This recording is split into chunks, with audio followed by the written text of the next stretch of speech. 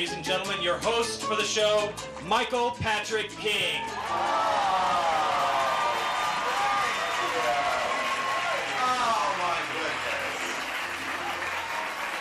Thank you all for coming tonight. I am thrilled at the turnout. I am a little shocked to see so many men in the room. And I know that the Aspen Grid program can be a little confusing, so I want to make sure you know where you are. This is a live show about Sex the Series, not a series of live sex shows. Anyone confused? Anyone need a Bass Ale? There will be no hot girl-on-girl action tonight. Unless we start to bomb, and then I'm pretty sure I can get some of the writers to go down to a thong. And if they don't, I will, because quite frankly, why am I wearing a pink thong if not to show it off later?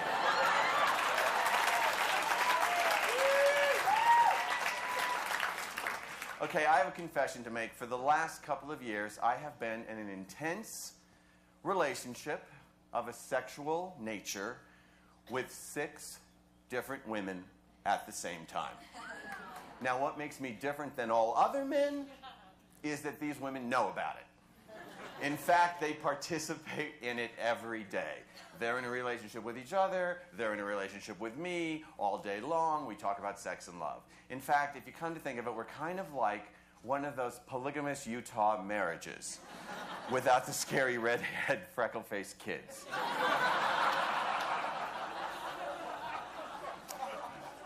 So to be clear, we are here this evening to have some fun talking about writing Sex and the City, the series, with Jenny, Cindy, Amy, Julie, Elisa, and Liz, the women behind Carrie, Samantha, Charlotte, and Miranda. Now, thank you. I just want to say something up front that's kind of my personal belief about the idea that only women should write women's shows, or that women shouldn't write men and men shouldn't write women. I really don't believe that there should be like a rule like all women should write a woman's show, or all men should write that, or all doctors should write ER. I really think that it's really about the individual writers. And I want to point out that the women that I hired are writers, and they got the jobs because I believe they all have big hearts, really funny, they have the smarts, and they're willing to talk about it, and they know how to write about it. It also didn't hurt that they were single in a committed live-in relationship, but with issues about marriage. See the Aiden arc if you need more information. The good news about working in a writing room for years with all women, about being the only man in the writing room, is you're the only man in a writing room with women. The bad news is you're the only man in a writing room with women. And it gets very, very deep, intense, and talky. And it's great for the show, but I want to share with you 2 things that happened to me. In season 5, in the middle of all figuring out what their lives were about, I got a rash. So I went to the doctor, and I said, "What is this rash?" And he did some tests, and he came back and he said, "You have a yeast infection."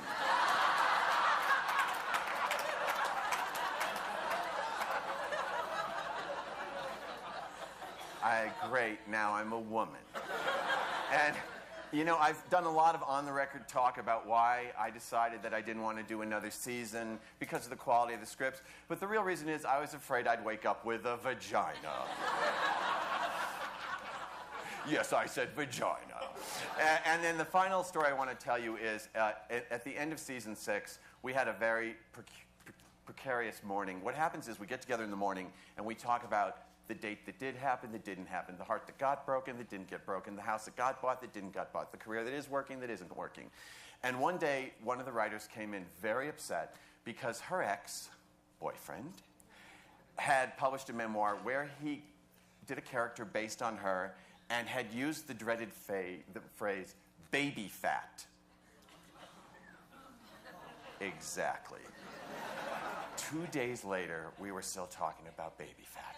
And there were tears, and there was sessions about it, and there was proof, and there was lean lunches, and there were a lot of things going on. And finally, about 2 o'clock, day 2, I said, Come on! You all look great. You weigh exactly what you want. Let's get to work. And Elisa turned to the other writers and said, great, we've done it. We've turned Michael straight.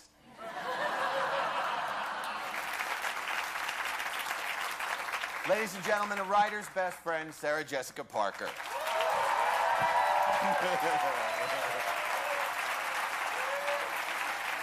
There you go. Uh-oh, Mike's all over you. Mike's all over her. Too bad, Mike, huh? She took care of it herself. Just to make sure that everything's on the up and up and people know this isn't a fixed panel. All right. We've never met. We've not ever met. That's correct. Absolutely true. And we both well, don't. we just met backstage. That's before, correct. That is true. But other than that, no. And we've not we met do before. not work for HBO. We've never worked for them. No, Okay, I good. would never So you know work it's for HBO. fully unbiased. So Sarah Francesca Parker. I have a question. Yes, sir. What makes writing bad? And Oh, please don't feel the need to point fingers or name, or even talk about anyone in our show. Unless you want to trash other shows, go ahead. No. Really, what does make writing bad, do you think? Oh, gosh. Well, I don't know that there's one. Well, there's obviously not one right answer. I think it's because I think people respond to sometimes, in my opinion, bad writing, and they think it's very good. So this is from my point of view. For you, yeah, always from your point of view. I think when people aren't made complicated, when things are easy, when they lack, well, it's so hard to explain because I think I always look for things to be real and nuanced and tiny and then big. And so when I just see, and it's inappropriate, just kind of grand sort of stabs at complication, to me, I feel like it's lazy or not good or simply not up to the task. It's just really disappointing. It's disappointing because, as everybody, the cliche, well, if it's not on the page, then, and I think that's, for the most part, really true. I think you can try to be the very best you can be, but you need words to help you travel. You need good words. And when you force better intention, when you force an intention on something that doesn't have the substance, it can't hold it. It's like a boat made of wood particle board rather than something real. The thing about if it's not on the page. That's the craziest, longest it's lack of oxygen-induced answer. Exactly. But if you can get something from that, you're a better man than I. You said if it's on the page. I think one of the great things about doing a series for so long is that after a while, it can be half on the page and half in you. Yes. I mean, it can be hinted at rather than, now you have to convince Yes. everybody, including the actors. But I think that, and that's what I really didn't know about working in television, and it's one of the many wonderful surprises is how nuanced and how little television can be because of this great luxury of time. You have 6 years to tell a life, and then it becomes real, and very soon into the second season you can already start doing half. Yeah. And it's so exciting for an actor to get to fill in the intended spaces that good writing and it's good can for us leave. because all we have to do is touch it, and the audience has done the work. Yes. So it's fun. Do you know it's bad right away, or do you keep hoping every page? Can you smell it? Is it Actually, I have a smell on it. Well, I like to be. I'm not talking about the show now because I have no recollections of any bad odor.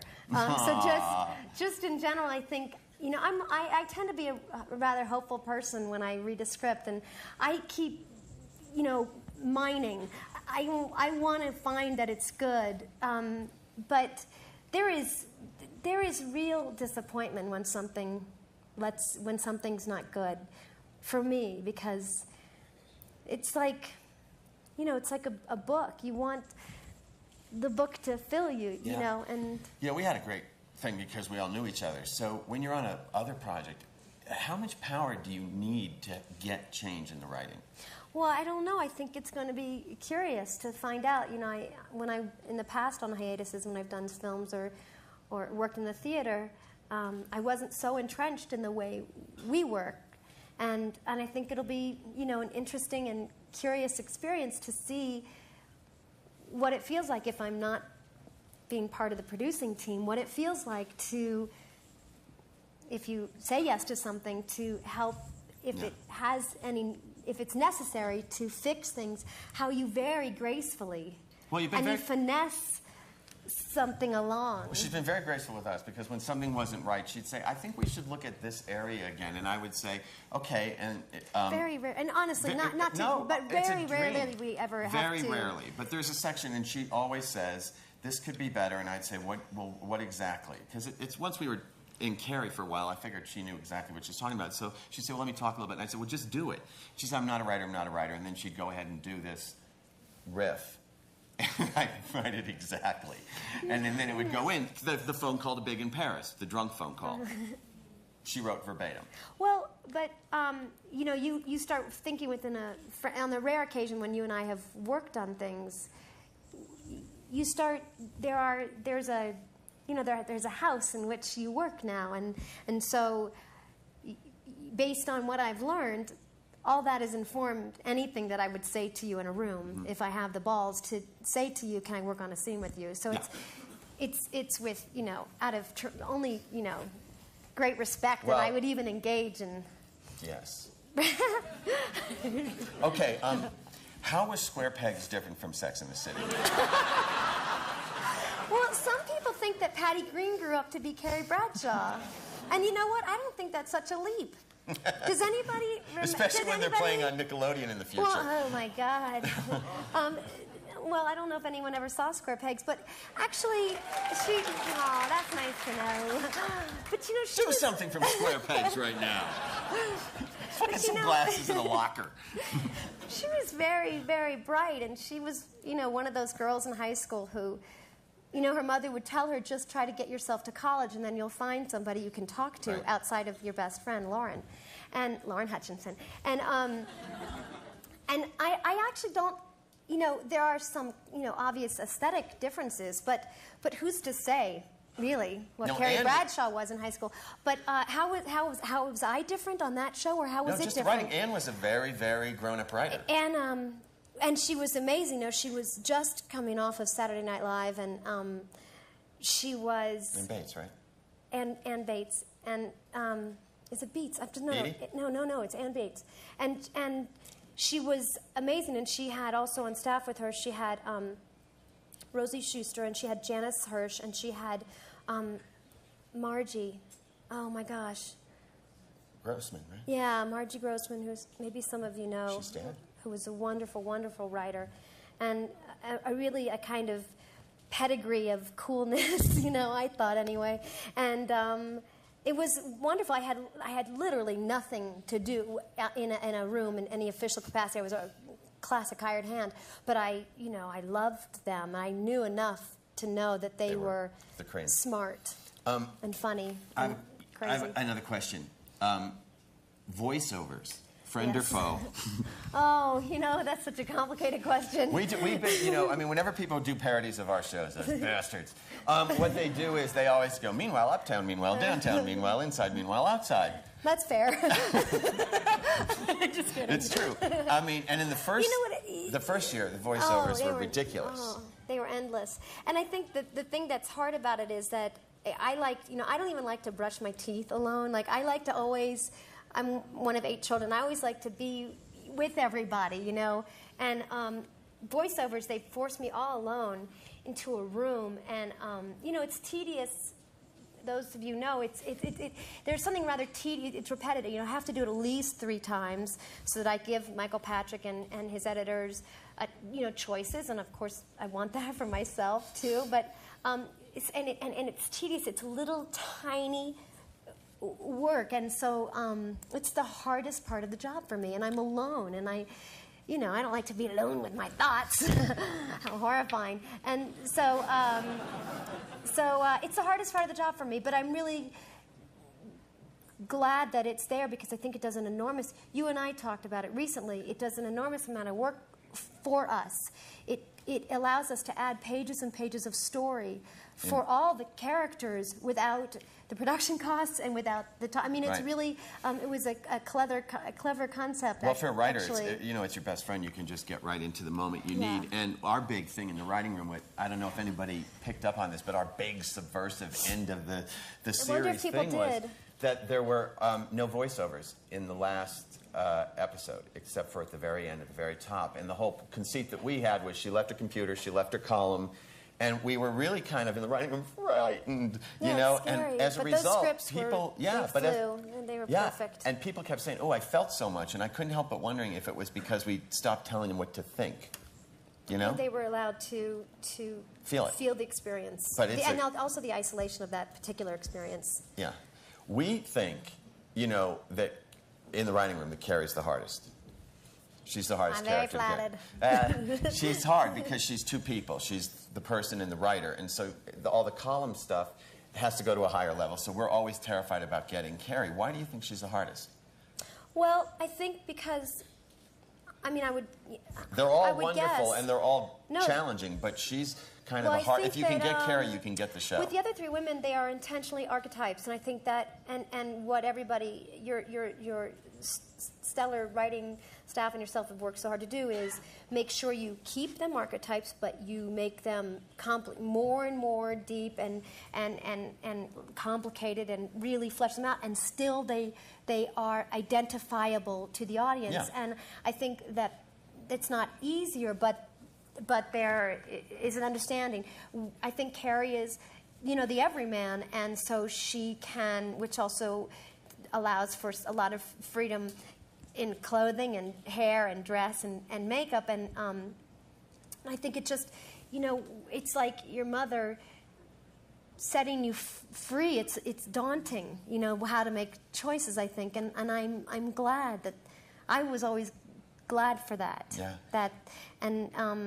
I can't remember what I was going to say, so it must not have been important. Anyway, that's why. You were glad for what? The idea that it was a big challenge? Was hard, because I think, I don't know, I just like the idea of all of us having to work that much harder. Yeah, we had to work harder. Just because we always wanted it to... The problem was she was so smart.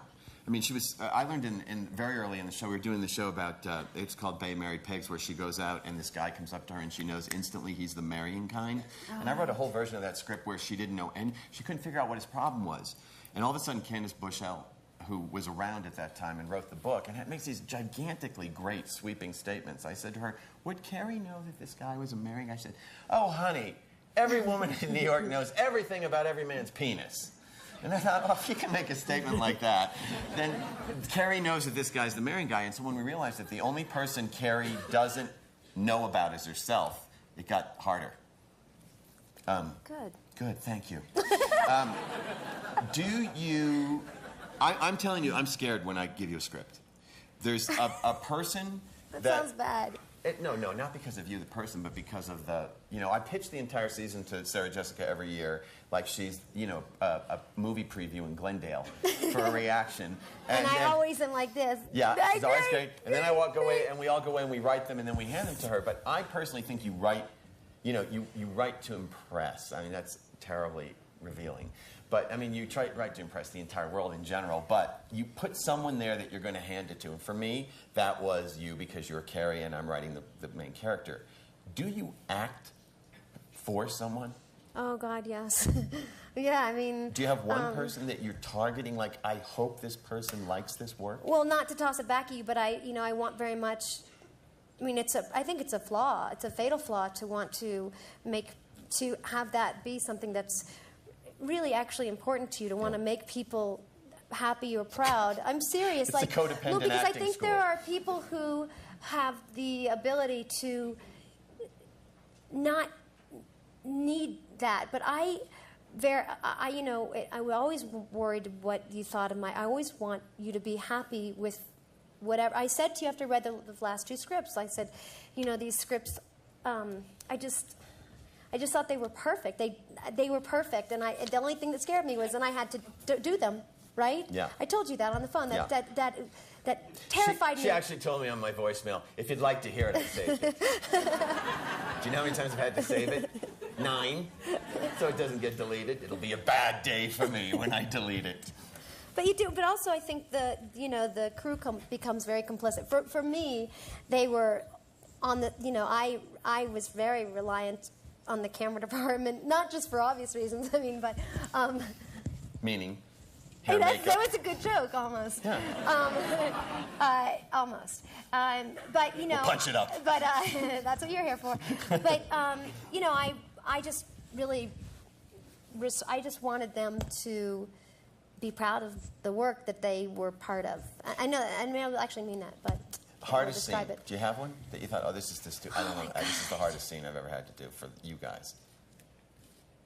Oh, geez, I don't know. There were many. You want to remind me of I'll one? remind you of one that I thought was hard was the goodbye at Aiden wedding. And it really hard because it's a one-camera film show, which means you shoot all one actor one way, and then sometimes it takes an enormous amount of time to turn around and get the other. And so on John Corbett's side, it was perfect. Yeah, it was perfect. And then we had an hour turnaround, and it came back to you. And I have no technique at all. I really don't. I have like none. And but I thought at that day, I thought, God, technique might serve me well today, but it was too late. And I remember the director, who's very well-intentioned, he's actually a friend of mine, he came up to me, and I don't know if he could see the worry on my face as the hours were ticking by, and he said, can I tell you a story? And he tried to tell me a helpful story that was very sad about his life. Like a little kid. Which, only confuses me. Yeah. Oh, because then I'm thinking about him. And it was really distracting. I always tell Michael I can't think about anything when I'm working. I have anyway. So on John's side it was like Niagara like, Falls, bing, bing, and on your side dust, it was just like tumbleweed. wood shooting out of your eyes. And I was just I don't know watching if you. somebody what happened. We finally managed it. Yeah, maybe you it was finally that just sad sat story. I don't think so. But there, I think that there are scenes that you worry about because you think they're going to be hard, and in fact, those scenes, aren't. Some of the hardest scenes for me have been coffee shop scenes, and I don't know why. I think because there's such there's so much an anchor of the show, and there's so much that's necessary, and many jokes. And jokes, and that's a tough room, actually. Yeah. It's a really tough room the to coffee work shop, in. you're there like 10 hours, and you're just doing the same jokes over and over again. Yeah. We used to say, remember it was funny? Remember when it was funny? I would be on the set, take the can lines, and then the killing lines. bad food. They all started out eating cheeseburgers and pasta, and then by But by the end, Cynthia and I were still the only ones eating. We were still like, free food? It's going to end soon. Put in your purse. They can't see anything under the table. Do you have a most fun scene?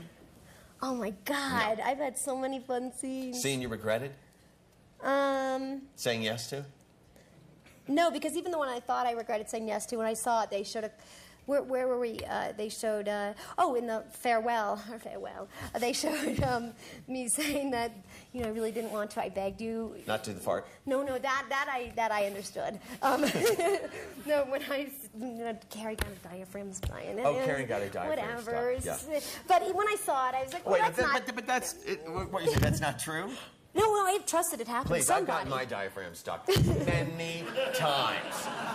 And you have no idea how hard that is. Let's talk about the fake endings. Pat asked me to talk about the fake endings. There were 3 fake endings, and I actually wrote them. Do you want to say what they were? Yeah, it's so hard to describe because the scene that the fake endings were centered around was cut. There was a coffee shop scene. Carrie came back from Paris, and there was the ending that would have summed up what we all saw in Paris, which was, Big is going to come home back to New York, and we're going to make this real adult attempt. And then there was the second ending, which was So The commercial ending.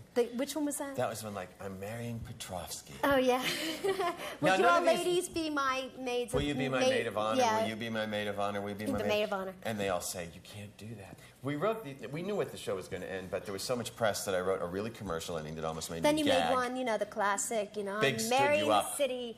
I'm marrying the city of New York, and Big stood me up, and I'm with my gals. And you know, that's the scene that worked the best, oddly you enough. just saw them. Yeah. Should we bring out the writers? Yes, please All right, do. we'll bring out the writers. Far more interesting. No, I don't think so. I do. They're delightful. Okay, I'm going to bring the I writers out in apologize. the order that they joined the writing staff. Okay, That's so nice. first I'm going to bring out. Also, I want you to do a little writing. Okay. I gave Sarah Jessica a little writing assignment. I asked her to think of a descriptive adjective to describe each of these writers. First, I had to look up adjective.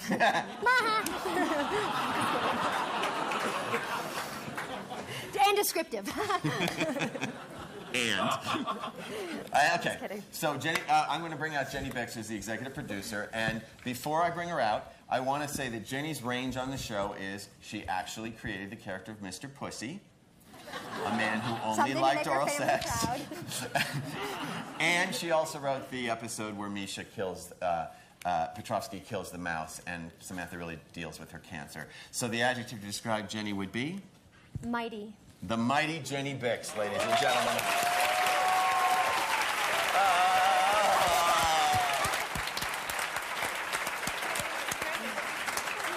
Now we have the other executive producer, Cindy Shupak. Cindy has gone, her range goes from Tuckus Lingus to the beautiful baptism show. An adjective for Cindy. Well, I had trouble with, I wanted to make her a verb. By all means. Verb her. To savor. Okay. The Savorlicious. Cindy Shupak. Is that all right? Okay. Okay, next is Amy B. Harris. Amy wrote the angry carnation scene and the tearful Harry Charlotte proposal. Adjective for Amy? Needed. Needed. The very needed Amy B. Harris. Oh, yeah. Strut it, baby. She's nobody's fool. Single. Okay. Just saying. She might be needed. In so many ways. Okay, now we have our only writing team, Julie Rottenberg and Elisa Zaritsky. We call them the twins. I'm bringing them out separately because they're incredible individuals. But their range together has extended from the Samantha rape fantasy into Miranda's mother's funeral. So let's bring out an adjective for Julie. Determined. The determined Julie Rottenberg. Please. Julie. Here she comes. Julie, you're over there. Julie, you're very determined to be here. Determined to get my mic properly on. Okay, and an adjective for Elisa Zaritsky. Inquisitive. The inquisitive. All of a sudden, I'm James Lipton. The inquisitive. Elisa Zaritsky, please. Yeah, very nice. And finally, the very last writer to join our show, Liz Tucciullo, who wrote the breakup monologue of Berger and wrote my actually favorite voice-over question this year, Why Are We Shooting All Over Ourselves? Adjective for Liz? Observant. The observant, Liz Tucciullo. Yeah, yeah, yeah. Doing the Brooklyn strut. Brooklyn in the house. She's single also. Okay, Liz. Yes. You joined us last. Tell us what you walked into. What was the writing room like? Well, I was just thinking about that today. I walked into I don't think I'm making this up. It was the Monday after you won the Emmy. Yeah. So it's my first day of work. I had never worked on a TV show, and I walk in, and I had to move to LA, and I walk into the room, and there's an Emmy on the table. Which just happened to get Just happened. And then, for some reason, the Golden Globe Awards were just lost. arrived. Yeah. So then they came that day, and then there were baked goods and flowers and telegrams. So there wasn't a lot of work done that day. No. And there were a lot of like a self-congratulatory kind of feeling. And I was like, I think everyone's a little stuck up. I think I'm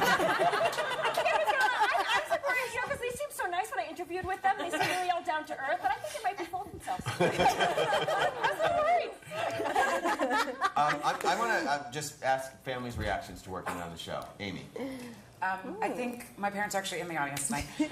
I'm so sorry. And so proud. When I first started on the show and it wasn't on the air and they were telling people I was working on Sex and the City, it was being confused with real sex, I think. So they were sort of horrified, I think, and trying to explain, and they didn't even know what it was, so they were very embarrassed. And then I sat next to them at the premiere, and it was all about up the butt and taking it up the butt. And I thought, I don't know what their reaction was. My dad was laughing very hard, and I was dying inside and decided I should probably go into therapy for the rest of my life. And then, once they saw what was, hitting the screen and what an incredible experience it was for me, it's just been, an endless source of pride, I think, for them. Jenny. Boy, that was a good answer. She's kind of stuck up, though. Kind of stuck up. I'm really, I'm happy that the Harrises are happy for me, too. My parents are thrilled, thrilled. My dad is Kim Cattrall's #1 fan, stalks her on set.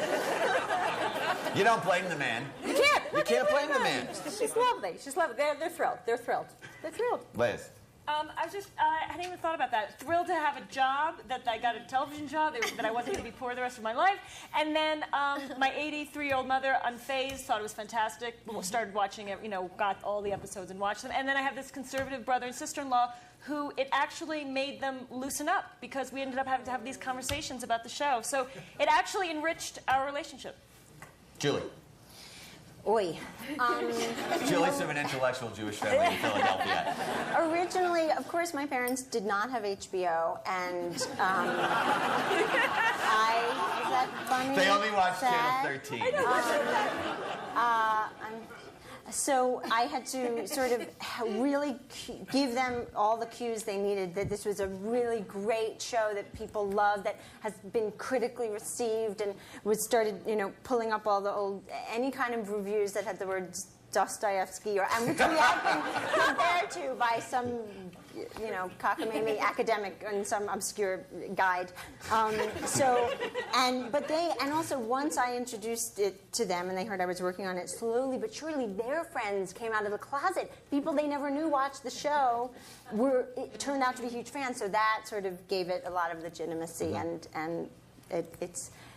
Now they're very proud and excited, and my father is stopped on the street, and his hairdresser is telling him what she wants to happen to Samantha, and so they've come a long way. Although the minute the finale aired, goodbye HBO. And in fact, in between our seasons, those little months in between, my dad would call and shut it off. Yeah. So, and you wonder why I clip coupons. My mother tapes the episodes as though she doesn't know who works on the show. I tell you, it's okay. Someone. I can get you copies. She tapes every episode just Elisa. to have it. Well, I guess the arc of my parents, the first night I found out that I was getting higher on the show, I happened to be home in Philadelphia, and they were in stunned silence. We all were a little bit freaked out by the greatness and excitement, and we happened to turn on HBO and an episode was airing, and the episode we stood. I remember we had to watch television in our little kitchen TV, so we all just stood. Why? I don't know. The regular Punishment? TV was broken or something, and so we all stood by the television. My parents hadn't really been watching it, and it happened to be the episode where Samantha's pubic hair was being shaved into a lightning bolt. And my father was nervously laughing, and my mother, silence. So that was a little uncomfortable. Just to be watching with your parents anything like that is uncomfortable, and I don't recommend it. And but then now, 3.5 years later, if someone, my mother loves telling me that if people always in Philadelphia come up and they say, "Where does your daughter get her ideas?" Now she says, "Me." So that's the arc of her character development. Cindy. I would say it's opened up a dialogue with my parents. I never wanted to open up, and I want closed again. SJ, your mother's liberal, so she loves it. Yeah, but we don't discuss it. Uh-huh. She's that kind of liberal. My mother's Irish Catholic. She's 80, and I never had a conversation with her about sex in my entire life. And one time my sister came home and said, Mom, did you tape Michael's show? And it was the show where Charlotte gets her vagina painted.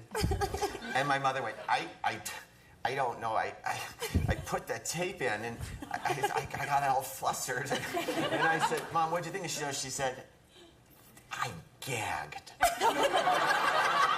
I gagged. That is the most disgusting part of the human body. I gagged. Then she said, I got embarrassed in front of the dog, and she's a girl.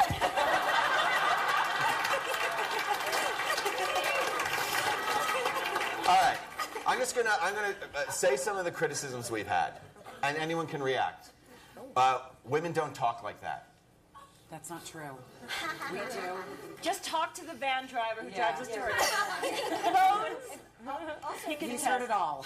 I feel like not obviously in our room we have to have these conversations where they wouldn't wind up on the page and on the screen, but since the show aired, the kind of dialogues that have happened that I hear about from women in the real world, if nothing else, I feel like it was this inciting incident, this sort of ignition of this conversation that happens, I think, a lot more now, perhaps.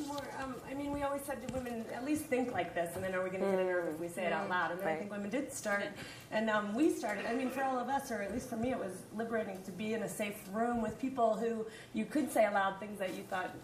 I mean, your biggest fear was to present a story idea and actually have it be the one time that people go, no, that's just you. That's all we need to bring up with them. Okay, here's something else that we hear. These are just gay men. I think our presence speaks for itself. What more do we need to do? Yeah, that was frustrating. I mean, also, but I agree with what Mike was trying to say in the beginning, that, I mean, he wrote these women better than any man, gay, straight woman. I mean, he's a fantastic writer. It was a silly criticism, and it did bother us because there was this room full of women sharing our tales of woe. At one point, somebody in the media actually said, there are no women writers, they're just drag queens writing this with something up their ass. And this was a woman writer. We do have things up our ass. Which half? I was going to say I was a drag queen. So there you go. Yeah, it's weird to have a whole thing. It's weird to have a whole thing sort of collapse when I'm working with women all day long, and it all is about gay men because Darren and I started writing it, and we happened to be gay. You know, it was weird, right? Yeah, and it's hard because you do feel as though for some reason they can't accept that women can write this stuff. And when we clearly are doing it, and we're not gay men yet. We're closeted gay men. But we've learned a lot from gay men. A lot. I think, though, also it was a reaction to these women can't be that sexually liberated. Like Samantha was criticized as being a gay man, whatever that meant to people, because she was sexually voracious and just hedonistic and just did things because she wanted to and not. I mean, I think it was. You got that question a lot, right? Yeah, I just think it's a way of people. Sometimes I thought, because it actually didn't really go away. I mean, it was a fairly consistent criticism, really till the very end. And sometimes I think it's a way of people feeling that they're safely being homophobic, like they are sort of lashing out. And partly I think it's because of women speaking in what is still considered, although I think there's certainly shows on commercial that are also, can be verbally, sometimes stunning. I think it's an idea about the show because the word sex is in the title and it's sort of provocative. Just by that, I think it's just an easy way to criticize the show, and it's easy. It doesn't take a great deal of thought, and people pick up on criticism, and like anything. And where are all these men? Well. Where are all the men that all these women are dating all the time? Where are these men in New York? They actually are. I mean, people are always like, oh, it must be so hard in New York to date. And the thing is, I actually don't think it's very hard to date in New York. I think it's hard to find the right guy, a great guy. But there's a lot of men out there in Manhattan, and a lot of them are freaks. But don't mince words. Yes, and Jenny wrote all about that. But I mean, I think we've written about a lot of those types of men who are, Well, whether I think the thing their about it commitment- was that there are a lot of men, but they don't prove to be the right men for that particular time. So they may as well not. Exactly. Oh, they almost may as well not exist in a way. But in fact, the city is truly littered with all sorts of different men. People, and it's just who's right. And we're a very optimistic bunch, and I think that was hard for us too because we would get the criticism a lot that we were so negative and that we were throwing men away all the time on the show. When you've never met 6, I think, very optimistic women in the face of a lot of relationship issues. And I think I can't speak for everybody, but I feel for me, one of the things we all seem to have in common is that we're in all our different ways. That we're gay men. We're gay men, obviously. but that in our own special, unique ways, each of us doing it in our own way, we're all really searching for real love, and we're willing to date lots of different people to see that and go for it. But we're all looking for real connected relationships. I think it's no surprise that as the room got stronger and they became more of a relationship themselves, that the characters on the show started to become incredibly invested. And you've often said that the women hold the standard up. Yeah, I think to men that I always thought that the standard that any of the women have on the show is a standard that they have for their friendships, and the friendships are everything, and they have a high standard for one another, and they are perfectly comfortable voicing their disappointments in each other and supporting and celebrating their triumphs. And I think that's really when I talk to you all. As I sit in my married seat, that's what you guys say you want, is that kind of substantial, and I think that's the thing that you all have done best of all, is write the necessity of those women in each other's lives. And the diversity of the women up here and the diversity of the other actresses playing these parts, it's just been really fun for us. Now, nobody has that many Manolo Blahniks. That's not true. Wait a minute, Liz, how many pairs? None, but my best friend Nadia Dejani has a lot of shoes. Amy. Manolos or shoes in general? Fancy Manolo-esque. A lot. Tell the truth. 50 to 75. Jenny? I'm maybe 30. 30 to 30. I'm shocked at that. Cindy? Not a lot, but I grew up in Oklahoma. I had to learn what these things were, so maybe 10. Okay. Elisa? As a writing team, I would say between us, maybe 20 pairs of shoes. Shoes. Julie, how many Manolos do you have? Sorry. Manolos. No. In general, I'm so sorry. No, Manolos. Manolos. I thought you were going to make Zero Manolos. Zero Manolos. And you? Zero. And SJ? I can't talk about it. And finally, one other detail I want to know. Brazilian bikini wax. Pro or con? Yes, no, pro or con. Liz, did they get you? First of all, Jenny's a big pusher for the Brazilian. Jenny was practically moving people to Brazil at one point. She's like, ladies, get on board. No. Let's tell the real story. Go ahead. Okay, I have a Brazilian. Michael has a Brazilian. Do you want to tell the story of how that story came up? Well, let's go. Okay, somebody on this stage went and got a normal bikini wax, and they unfortunately took off more than she had wanted. And how much? Because there was a language. There was a language issue. Was it you? Yes, it was me. No one knows that. This can happen. it can happen. And people This is sort of like PCA. Yes, I'm here to help people.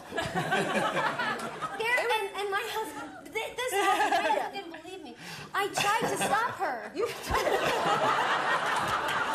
No, we talked about it. It was horrifying. It became a story of, if you remember the LA episode in the end of season 3 that I wrote, Carrie went and got a Brazilian, a wax, and it became a Brazilian wax, and she felt cold and exposed, and it made her crazy. And young. And she ended up sleeping with Vince Vaughn, and so things happened. Get a Brazilian and you sleep with Vince Vaughn. That is the moral. I have not slept with Vince Vaughn. People will be running out to do that. So that's how that started. Okay, we're going to end with this little tiny thing I asked everybody to do. Each of the writers in their own particular hell or heaven when they're writing the show has to come up with a Carrie voiceover that they relate to. So we're going to go out with the writers each reading the voice of Carrie because they wrote that. So let's start with Liz. People say everything happens for a reason. These people are usually women. And these women are usually sorting through a breakup. It seems that men can get out of a relationship without even a goodbye, but apparently women have to either get married or learn something. Why are we in such a rush to move from confused to Confucius? Do we search for lessons to lessen the pain? Julie.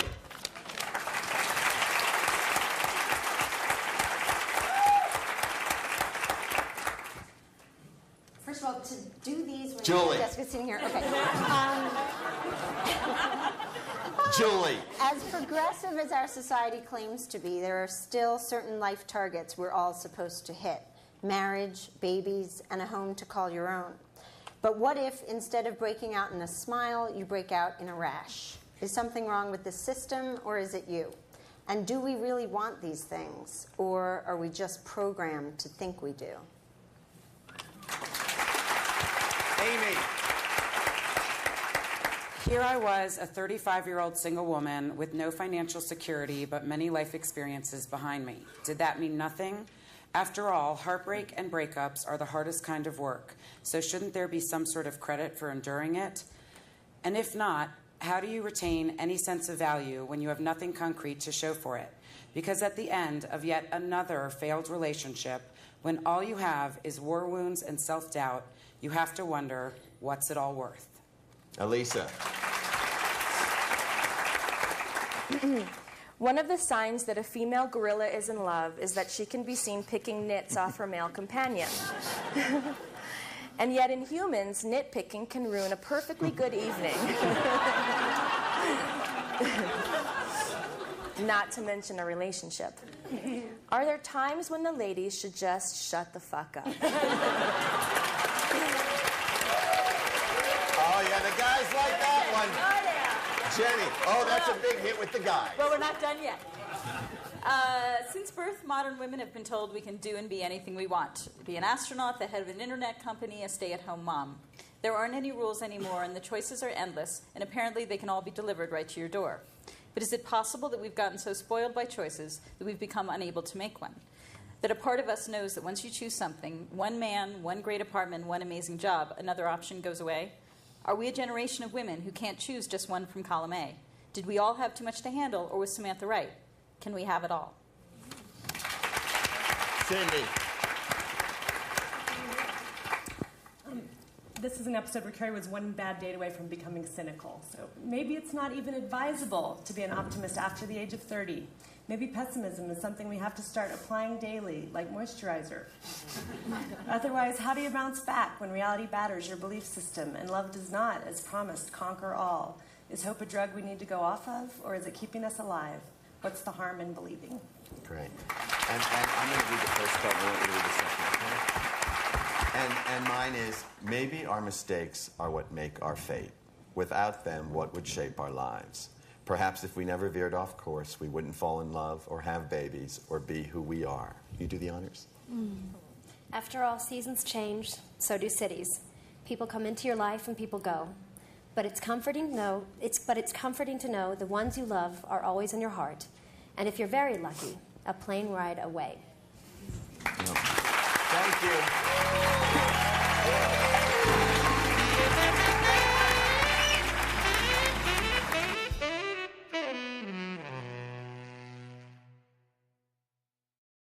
Makes writing bad. And please don't feel the need to point fingers or name or even talk about anyone in our show. Unless you want to trash other shows, go ahead. No. Really, what does make writing bad, do you think? Gosh. Well, I don't know that there's one. Well, there's obviously not one right answer. I think it's because I think people respond to sometimes, in my opinion, bad writing, and they think it's very good. So this is from my point of view. For you, yeah, always from your point of view. I think when people aren't made complicated, when things are easy. When they lack, well, it's hard to explain because I think I always look for things to be real and nuanced and tiny and then big. And so when I just see, and it's inappropriate, just kind of grand sort of stabs at complication, to me, I feel like it's lazy or not good or simply not up to the task. It's just really disappointing.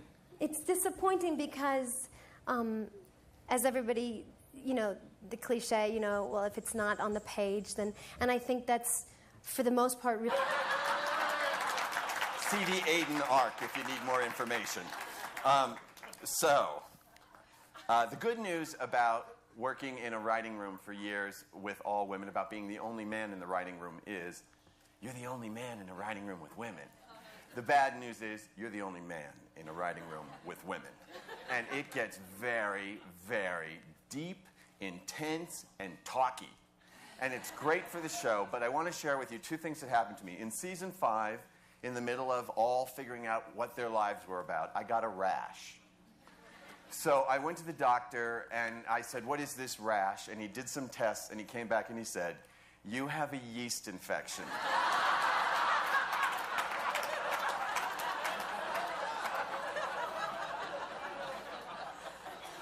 Great, now I'm a woman.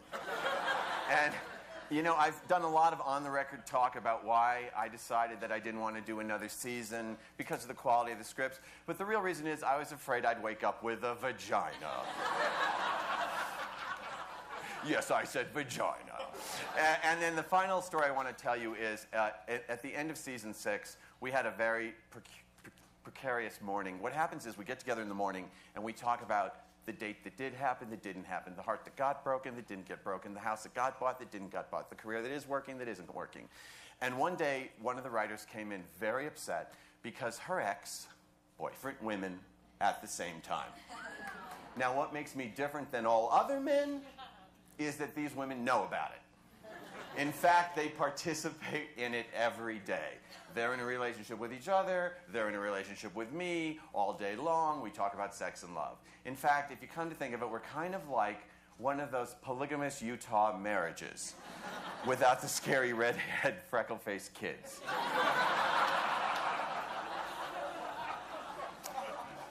So to be clear, we are here this evening to have some fun talking about writing Sex and the City, the series, with Jenny, Cindy, Amy, Julie, Elisa, and Liz, the women behind Carrie, Samantha, Charlotte, and Miranda. Now, thank you. I just want to say something up front that's kind of my personal belief about the idea that only women should write women's shows or that women shouldn't write men and men shouldn't write women. I really don't believe that there should be like a rule like all women should write a woman's show or all men should write that or all doctors should write ER. I really think that it's really about the individual writers. And I want to point out that the women that I hired are writers and they got the jobs because I believe they all have big hearts, really funny, they have the smarts, and they're willing to talk about it, and they know how to write about it. It also didn't hurt that they were single in a committed live-in relationship, but with issues about marriage. A friend had published a memoir where he did a character based on her and had used the dreaded the phrase, baby fat. Exactly. 2 days later, we were still talking about baby fat. And there were tears. And there was sessions about it. And there was proof. And there was lean lunches. And there were a lot of things going on. And finally, about 2 o'clock, day 2, I said, "Come on! You all look great. You weigh exactly what you want. Let's get to work." And Elisa turned to the other writers and said, "Great. We've done it. We've turned Michael straight."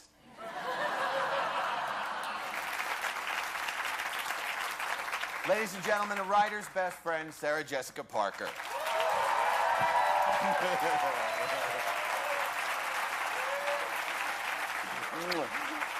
you go. Uh-oh, Mike's all over you. Mike's all over her. Too bad, Mike, huh? She took care of it herself. Just to make sure that everything's on the up and up and people know this isn't a fixed panel. All right. We've never met. We've not ever met. That's correct. Absolutely true. And we both Well, don't. we just met backstage. That's before, correct. That is true. But other than that, no. And we've not we met do before. not work for HBO. We've never worked for them. No, Okay, I good. would So never you know work it's for HBO. fully unbiased. So Sarah Francesca Parker, I have a question. Yes, sir. What?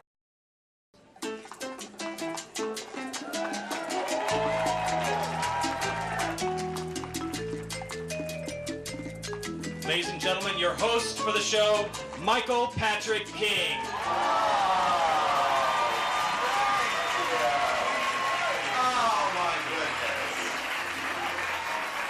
Thank you all for coming tonight. I am thrilled at the turnout.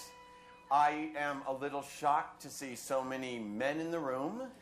And I know that the Aspen Grid program can be a little confusing, so I want to make sure you know where you are. This is a live show about Sex, the series, not a series of live sex shows. Anyone confused? Anyone need a Bass Ale? There will be no hot girl-on-girl action tonight. Unless we start to bomb, and then I'm pretty sure I can get some of the writers to go down to a thong. And if they don't, I will, because quite frankly, why am I wearing a pink thong if not to show it off later?